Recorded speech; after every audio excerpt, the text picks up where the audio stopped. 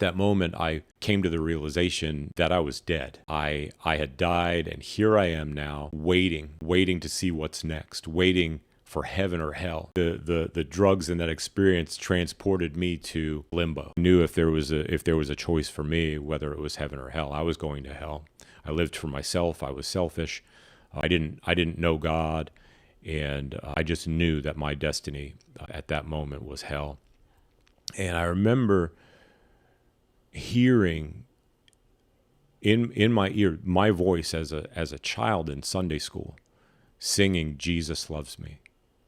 And with that realization, I started to cry out, and I said, yes, Jesus loves me. God, I don't want to go to hell.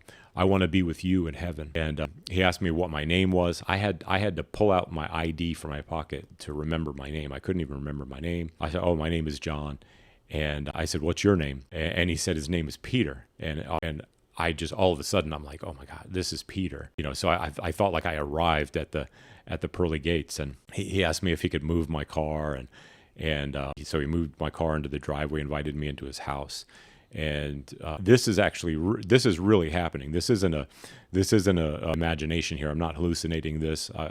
But at the same time, I'm still having this experience, and I can't tell, what's real from what's not. And he invites me in his home, and I remember it being warm and just, this beautiful house, artwork on the walls, and this woman walks out from the back room, and I asked Peter, I said, Peter, is this your wife? And he said, no, this is my sister Gabriel.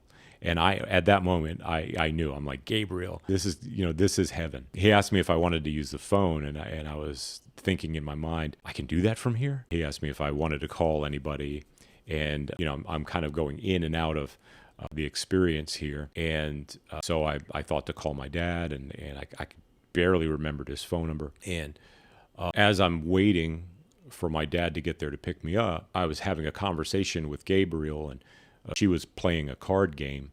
And I asked her, what is she playing? And she said solitaire. And I remember thinking, and I asked, I said, it's a pretty lonely game, isn't it? And she said, well, it helps me think. And they gave me a cup of coffee, and it seemed like moments later there were my parents at the door.